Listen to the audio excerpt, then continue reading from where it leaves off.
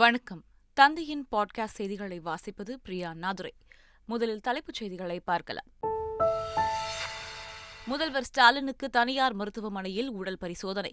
மருத்துவமனையிலிருந்து இன்று காலை வீடு திரும்புகிறார் என தகவல். அமைச்சர் செந்தில் பாலாஜி மனைவி தொடர்ந்த வழக்கில் இன்று தீர்ப்பு. காலை 10:30 மணிக்கு தீர்ப்பளிக்கிறது சென்னை உயர்நீதிமன்றம். டெல்லியில் இன்று நடைபெறும் காவிரி மேலாண்மை வாரிய கூட்டத்தில் அமைச்சர் துரைமுருகன் பங்கேற்கிறார். மேகதாது அணை கட்டுவதாக கர்நாடக அரசு சொல்லும் இடம் தமிழகத்துக்கு சொந்தமானது என பேட்டி. இஸ்ரேலில் நீதித்துறை மறுசீரமைப்புக்கு எதிராக போராட்டம். விமான நிலையத்துக்குள் போராட்டக்காரர்கள் நுழைய முயன்றதால் பரபரப்பு. TNPL 26வது லீக் போட்டியில் திண்டுக்கல் அணி வெற்றி. 7 விக்கெட்டுகள் வித்தியாசத்தில் சேலம் அணியை வீழ்த்தியது. இனி விரிவான செய்திகள். முதலமைச்சர் ஸ்டாலின் வழக்கமான மாதாந்திர பரிசோதனைக்காக சென்னை கிரீம்ஸ் சாலையில் உள்ள அப்பல்லோ மருத்துவமனையில் அனுமதிக்கப்பட்டுள்ளார். முதலமைச்சர் ஸ்டாலினுக்கு உடல் சோர்வு மற்றும் அஜீரண கோளாறு ஏற்பட்டுள்ளது. இந்நிலையில் கிரீம்ஸ் சாலையில் உள்ள அப்பல்லோ மருத்துவமனைக்கு வந்த அவரை சோதித்த மருத்துவர்கள் முழு உடல் பரிசோதனை மேற்கொண்டுவிட்டு வீடு திரும்பலாம் என்று அறிவுறுத்தியுள்ளனர். சென்னையில் 82 ரேஷன் கடைகளில் இன்று முதல் தக்காளி விற்பனை செய்யப்படும் என கூட்டுறவுத்துறை அமைச்சர் பெரிய கருப்பன் தெரிவித்துள்ளார். சென்னையில் செய்தியாளர்களிடம் பேசிய அவர், சென்னையில் 82 ரேஷன் கடைகளில் இன்று முதல் தக்காளி விற்பனை செய்யப்படும் என்றும் 27 பண்ணை பசுமை கடைகளில் தக்காளி விற்பனை தொடரும் என்றும் தெரிவித்துள்ளார். 1 கிலோ தக்காளி ரேஷன் கடைகளில் 60 ரூபாய்க்கு விற்பனை செய்யப்படும் என குறிப்பிட்ட அவர், இத்திட்டம் அனைத்து மாவட்டங்களுக்கும் விரிவுபடுத்தப்படும் என்றார். முதல் கட்டமாக சென்னையில் வட சென்னை, தென் சென்னை, மத்திய சென்னை என்று 3 பகுதிகளாக பிரித்து வட சென்னையில் 32 கடைகளிலும், அதேபோல் மத்திய சென்னையில் ஒரு 25 கடைகளிலும், தென் சென்னையில் 25 கடைகளிலும் ஆக 82 நியாய விலை கடைகள் மூலமாக இந்த விற்பனையை தொடங்க இருக்கிறோம். அதை தாண்டி ஏற்கனவே 27 பண்ணை பசுமை கடைகள் இருக்கிறது. அவைகளிலும் இந்த விற்பனை தொடரும். தக்காளி மற்றும் இதர காய்கறிகளின் விலை உயர்வு தொடர்பாக சென்னை தலைமைச் செயலகத்தில் ஆலோசனைக் கூட்டம் நடைபெற்றது. வேளாண்மை மற்றும் உழவர் நலத்துறை அமைச்சர் MRK பன்னீர்செல்வம் தலைமையில் நடைபெற்ற கூட்டத்தில் தக்காளி பயிரிடும் பரப்பை அதிகப்படுத்துவது தொடர்பாகவும், வருங்காலங்களில் தக்காளி மற்றும் இதர காய்கறிகளின் விலை கோடை காலத்திலும் அதிகரிக்காத வகையிலும் முன்கூட்டியே தொடர் நடவடிக்கை எடுக்குமாறும் அதிகாரிகளுக்கு அறிவுரை வழங்கப்பட்டது. பொது சிவில் சட்டம் தொடர்பான விவாதம் மற்றும் கருத்து கேட்பு ஆகியவற்றை உடனடியாக நிறுத்த வேண்டும் என்று திமுக சார்பில் சட்ட ஆணையத்துக்கு கடிதம் எழுதப்பட்டுள்ளது. இதுகுறித்து சட்டத்துறைக்கான நாடாளுமன்ற நிலைக்குழு தலைவரும் திமுக எம்பியுமான வில்சன் சட்ட ஆணையத்துக்கு கடிதம் எழுதியுள்ளார். அந்த கடிதத்தில் பொது சிவில் சட்டம் தொடர்பாக 21வது சட்ட ஆணையம் அதிருப்தி தெரிவித்துள்ள நிலையில் அதை பரிசீலிக்காமல் 22வது சட்ட ஆணையம் பொதுமக்களிடம் கருத்து கேட்பது தேவையற்ற ஒன்று என்று குறிப்பிட்டுள்ளார். மேகதாது அணை பிரச்சினை குறித்து எதிர்க்கட்சித் தலைவர் எடப்பாடி பழனிசாமி தெரிவித்த கருத்துக்கு நீர்வளத்துறை அமைச்சர் துரைமுருகன் பதில் அளித்துள்ளார். கர்நாடகா மேகதாது அணை கட்டுவதற்கு தமிழ்நாடு அரசு ஒருபோதும் அனுமதிக்காது என்று அமைச்சர் துரைமுருகன் வெளியிட்டுள்ள அறிக்கையில் தெரிவித்துள்ளார். மேகதாது அணை கட்டுவதற்கு மத்திய அரசு ஒருபோதும் அனுமதிக்கக்கூடாது என்று பிரதமர் மோடியிடம் முதலமைச்சர் ஸ்டாலின் தொடர்ந்து வலியுறுத்தி வருவதாகவும் அதில் குறிப்பிடப்பட்டுள்ளது. காவிரி மேகதாது அணை விவகாரம் தொடர்பாக மத்திய ஜல்சக்தி துறை அமைச்சரை சந்திக்க தமிழக நீர்வளத்துறை அமைச்சர் துரைமுருகன் இன்று டெல்லி செல்கிறார்.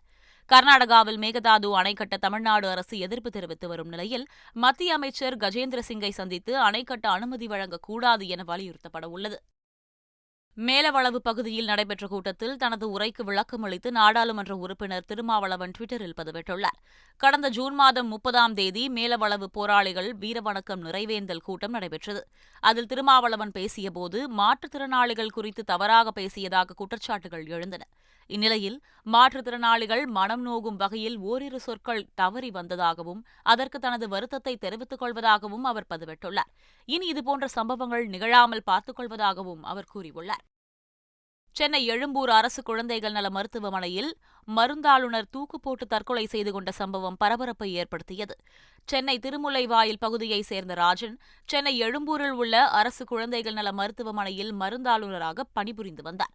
வழக்கம் போல பணிக்கு வந்த ராஜன் பொதுமக்களுக்கு மருந்து வழங்கும் அறையிலேயே திடீரென தூக்கு போட்டு தற்கொலை செய்து கொண்டார். போலீசார் ராஜனின் உடலை மீட்டு பிரேத பரிசோதனைக்கு அனுப்பி விசாரணை நடத்தி வருகின்றனர். அமைச்சர் செந்தில் பாலாஜியின் மனைவி தாக்கல் செய்த ஆட்கொணர்வு மனு மீது சென்னை உயர்நீதிமன்றம் இன்று தீர்ப்பளிக்கிறது. சட்டவிரோத பணப்பரிமாற்றம் தடை சட்ட வழக்கில் கைது செய்யப்பட்ட அமைச்சர் செந்தில் பாலாஜி சட்டவிரோத காவலில் இருப்பதாக கூறி அவரது மனைவி மேகலா சென்னை உயர்நீதிமன்றத்தில் ஆட்கொணர்வு மனு தாக்கல் செய்திருந்தார்.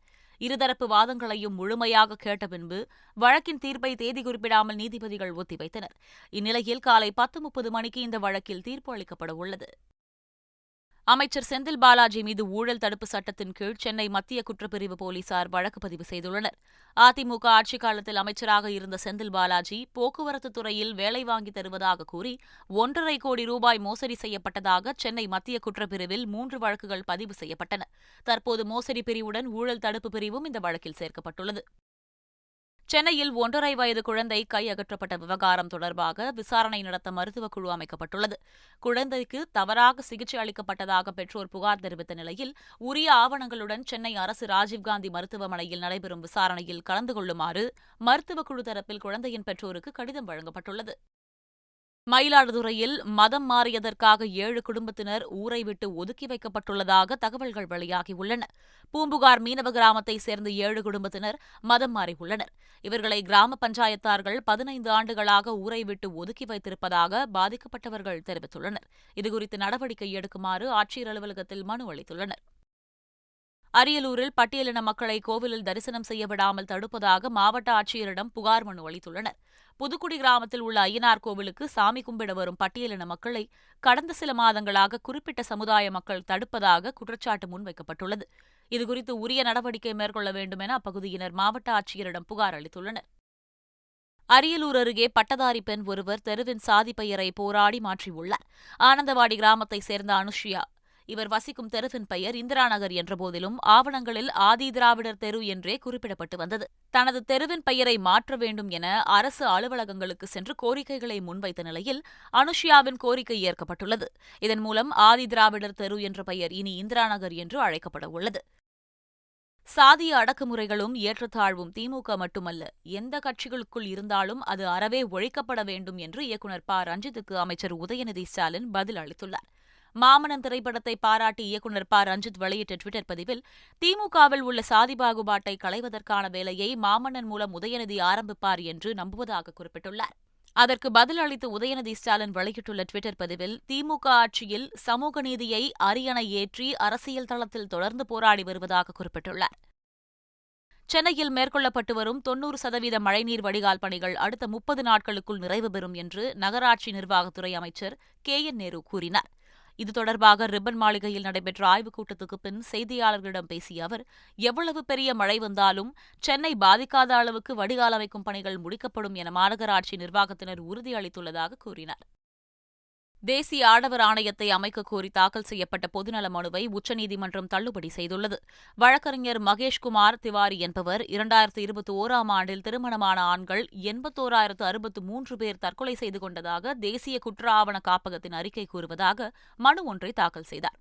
அதில் குடும்ப வன்முறையால் பாதிக்கப்படும் ஆண்களை கருத்தில் கொண்டு தேசிய ஆடவர் ஆணையம் அமைக்க கோரிக்கை விடுத்திருந்தார். இதனை விசாரித்த நீதிபதி, ஒருதரப்பு பிரச்சினைகள் மட்டுமே சித்தரிக்கிறீர்களா என கேள்வி எழுப்பி மனுவை தள்ளுபடி செய்தார். மேகதாது அணை விவகாரத்தில் கர்நாடக துணை முதலமைச்சர் TK சிவக்குமாரின் கருத்துக்கு முதலமைச்சர் ஸ்டாலின் கண்டனம் தெரிவிக்காதது ஏன் என பாஜக மாநில தலைவர் அண்ணாமலை கேள்வி எழுப்பியுள்ளார். இதுகுறித்து அவர் வெளியிட்டுள்ள டுவிட்டர் பதிவில், தமிழகத்துக்கு காவிரி தண்ணீரை திறந்துவிட முடியாது என DK சிவக்குமார் கூறியதற்கு முதல்வர் கண்டனம் தெரிவிக்காதது கூட்டணி பாசமா அல்லது நாடாளுமன்ற தேர்தலில் குதிரை பேரம் பேசலாம் என்ற நோக்கமா என்று கேள்வி எழுப்பியுள்ளார். எதிர்க்கட்சிகள் திட்டமிட்டுள்ள ஆலோசனைக் கூட்டம் பெங்களூரில் வரும் 17, 18ஆம் தேதியில் நடைபெறவுள்ளது. நாடாளுமன்ற தேர்தலையொட்டி பாஜகவுக்கு எதிராக எதிர்க்கட்சிகளை ஓரணியில் திரட்டும் முயற்சியில் பீகார் முதலமைச்சர் நிதிஷ்குமார் ஈடுபட்டுள்ளார். அந்த வகையில் எதிர்க்கட்சிகளின் முதல் ஆலோசனைக் கூட்டம் பீகார் தலைநகர் பாட்னாவில் சமீபத்தில் நடைபெற்றது. 2வது கூட்டம் ஷிம்லாவில் நடத்த முடிவு செய்யப்பட்ட நிலையில் அங்கு தொடர் மழை பெய்து வருவதால் ஜூலை 17 மற்றும் 18ஆம் தேதிகளில் பெங்களூரில் நடைபெறும் என்று காங்கிரஸ் கட்சியின் பொதுச் செயலாளர் KC வேணுகோபால் அறிவித்துள்ளார். தேசியவாத காங்கிரஸ் கட்சியின் தலைவர் சரத்பவாருக்கு முதலமைச்சர் ஸ்டாலின் ஆதரவு தெரிவித்துள்ளார். மகாராஷ்டிராவில் தேசியவாத காங்கிரஸை சேர்ந்த அஜித் பவார் தனது ஆதரவாளர்களுடன் ஆளுநர் ரமேஷ் பைஸை சந்தித்தார். சிவசேனா பாஜக கூட்டணி அரசுக்கு ஆதரவு அளிப்பதாக அஜித் பவார் தெரிவித்த நிலையில் அம்மாநிலத்தின் துணை முதலமைச்சராக அஜித் பவார் பதவியேற்றார். மகாராஷ்டிரா அரசியலில் குழப்பம் ஏற்பட்டுள்ள நிலையில் தமிழக முதலமைச்சர் ஸ்டாலின் தேசியவாத காங்கிரஸ் தலைவர் சரத்பவாரை தொலைபேசியில் தொடர்பு கொண்டு ஆதரவு தெரிவித்துள்ளார்.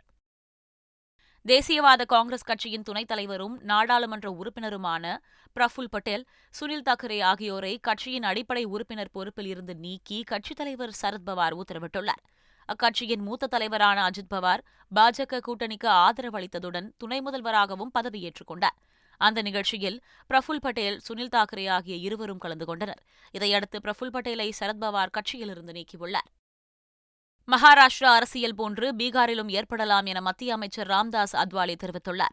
இதுகுறித்து செய்தியாளர்களிடம் பேசிய ராம்தாஸ் அத்வாலே, பீகார் முதல்வர் நிதிஷ்குமார் மீது ஐக்கிய ஜனதா தள கட்சி சட்டமன்ற உறுப்பினர்கள் அதிருப்தியில் இருப்பதாகவும், மகாராஷ்டிராவில் ஏற்பட்டது போன்று பீகாரிலும் விரைவில் ஏற்படலாம் என்றும் குறிப்பிட்டார். அதேபோல் உத்தரப்பிரதேசத்தில் அகிலேஷ் யாதவுடன் கூட்டணி வைத்துள்ள ராஷ்டிரிய லோக் தள் கட்சி தலைவர் ஜெயந்த் சௌத்ரியும் அதிருப்தியில் இருப்பதால் அவரும் விரைவில் தேசிய ஜனநாயக கூட்டணியில் இணையக்கூடும் என்றும் தெரிவித்தார். கர்நாடகாவில் கடந்த பாஜக ஆட்சியில் முக்கிய பாஜக தலைவர்கள் கருப்பு பணத்தை சட்டவிரோதமாக பிட்காயின் வடிவில் வெளிநாடுகளில் முதலீடு செய்துள்ளதாக குற்றச்சாட்டு எழுந்துள்ளது. தற்போது கர்நாடகாவில் காங்கிரஸ் ஆட்சி அமைந்துள்ள நிலையில் பிட்காயின் குற்றச்சாட்டுகள் குறித்து விசாரிக்க ஏடிஜிபி மணீஷ் கப்ரேக்கர் தலைமையில் சிஐடி சிறப்பு தனிப்படை அமைத்து கர்நாடக அரசு உத்தரவிட்டுள்ளது. கேரளாவில் திருநாய்களின் தாக்குதல் அதிகரித்த விவகாரம் தொடர்பான வழக்கில் கேரள உயர்நீதிமன்றம் இடைக்கால உத்தரவு பிறப்பித்துள்ளது. கேரளாவில் நடப்பாண்டில் மட்டும் 1,40,000 பேர் திருநாய்கள் தாக்குதலால் பாதிக்கப்பட்டனர். மேலும் கடந்த மாதம் திருநாய்கள் கடித்ததில் 3 பேர் உயிரிழந்தனர். இந்த வழக்கில் திருநாய்களுக்கு மறுவாழ்வு, தடுப்பூசி போடுதல் உள்ளிட்ட திட்டத்தை செயல்படுத்தாத உள்ளாட்சி அமைப்புகள் மீது நடவடிக்கை எடுக்க கேரள அரசுக்கு உயர்நீதிமன்றம் உத்தரவிட்டுள்ளது. செப்டம்பரில் G20 மாநாடு நடைபெறவுள்ள பிரகதி மைதானத்தில் பிரதமர் மோடி தலைமையில் 5 மணி நேரம் மத்திய அமைச்சர்கள் குழு கூட்டம் நடைபெற்றது. செப்டம்பரில் G20 மாநாடு நடைபெறவுள்ள பிரகதி மைதானத்தில் நேற்று மாலை 4:30 மணிக்கு கூட்டம் தொடங்கியது. அப்போது சில அமைச்சர்கள் தங்கள் பணிகள் குறித்து விளக்கம் அளித்தனர். பிரதமர் மோடியும் தனது கருத்துக்களை பகிர்ந்து கொண்டார். இதுகுறித்து டுவிட்டரில் பதிவிட்டுள்ள பிரதமர் மோடி, அமைச்சர் குழுவுடனான சந்திப்பு பயனுள்ளதாக அமைந்தது என குறிப்பிட்டார். தேசிய மாநில கட்சிகள் தங்கள் வரவு செலவு கணக்குகளை ஆன்லைனில் தாக்கல் செய்யும் வசதியை இந்திய தேர்தல் ஆணையம் அறிமுகம் செய்துள்ளது. இதற்கான பிரத்யேக இணைய முகவரியையும் அறிமுகம் செய்த தேர்தல் ஆணையம், அரசியல் கட்சிகள் தணிக்கை செய்யப்பட்ட தங்களின் ஆண்டு வரவு செலவு கணக்குகள், தேர்தல் செலவுகள், நன்கொடையாக பெற்ற பங்களிப்பு அறிக்கைகள் போன்றவற்றை அந்த இணையதளத்தில் தாக்கல் செய்யலாம் என அறிவுறுத்தியுள்ளது. ட்விட்டருக்கு போட்டியாக த்ரெட்ஸ் என்ற சமூக ஊடக செயலியை மெட்டா நிறுவனம் உருவாக்கியுள்ளது. ஃபேஸ்புக், இன்ஸ்டாகிராம், வாட்ஸ்அப் ஆகியவற்றின் தாய் நிறுவனமான மெட்டா உருவாக்கியுள்ள இந்த செயலி ட்விட்டரை போன்ற வடிவமைப்பையும் செயல்பாடுகளையும் கொண்டுள்ளதாக தகவல்கள் கூறுகின்றன. இன்ஸ்டாகிராம் கணக்கு மூலம் த்ரெட்ஸ் கணக்குகளை தொடங்க வகை செய்யப்பட்டுள்ளது. விரைவில் அது அதிகாரப்பூர்வமாக வெளியிடப்படும் என்று எதிர்பார்க்கப்படுகிறது. TNPL 26வது போட்டியில் சேலம் அணியை 7 விக்கெட் வித்தியாசத்தில் வீழ்த்தி திண்டுக்கல் டிராகன்ஸ் அணி வெற்றி பெற்றது. நெல்லையில் நடைபெற்ற இப்போட்டியில் டாஸ் வென்ற திண்டுக்கல் அணி பந்துவீச்சை தேர்வு செய்தது. அதன்படி முதலில் களமிறங்கிய சேலம் ஸ்பார்டன்ஸ் அணி 20 ஓவர்கள் முடிவில் 6 விக்கெட் இழப்புக்கு 160 ரன்கள் எடுத்தது. பின்னர் 161 ரன்கள் எடுத்தால் வெற்றி என்ற இலக்குடன் களமிறங்கிய திண்டுக்கல் அணி 18.2 ஓவர்களில் 3 விக்கெட்டை மட்டுமே இழந்து 163 ரன்கள் எடுத்து வெற்றி பெற்றது. இதன் மூலம் 2வது அணியாக சேலம் அணி இந்த தொடரிலிருந்து வெளியேறியது. இந்திய மகளிர் கிரிக்கெட் அணி வங்கதேசம் சென்று ஜூலை 9ஆம் தேதி முதல் 3 T20 மற்றும் 3 ஒருநாள் போட்டிகள் கொண்ட தொடர்களில் பங்கேற்க உள்ளது. இந்த தொடர்களில் பங்கேற்கும் இந்திய மகளிர் அணியை BCCI அறிவித்துள்ளது. T20 மற்றும் ஒருநாள் தொடர்களுக்கு ஹர்மன்பிரீத் கவுர் கேப்டனாகவும், ஸ்மிருதி மந்தனா துணை கேப்டனாகவும் நியமிக்கப்பட்டுள்ளார்.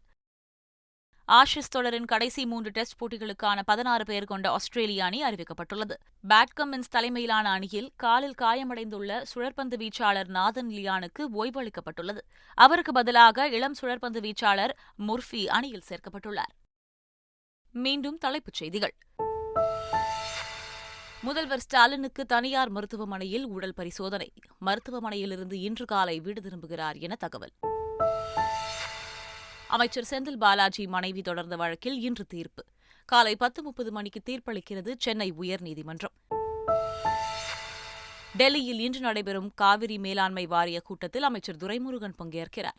மேகதாது அணை கட்டுவதாக கர்நாடக அரசு சொல்லும் இடம் தமிழகத்துக்கு சொந்தமானது என பேட்டி. இஸ்ரேலில் நீதித்துறை மறுசீரமைப்புக்கு எதிராக போராட்டம். விமான நிலையத்துக்குள் போராட்டக்காரர்கள் நுழைய முயன்றதால் பரபரப்பு. TNPL 26வது லீக் போட்டியில் திண்டுக்கல் அணி வெற்றி. 7 விக்கெட்டுகள் வித்தியாசத்தில் சேலம் அணியை வீழ்த்தியது. இத்துடன் செய்திகள் நிறைவடைகின்றன. வணக்கம்.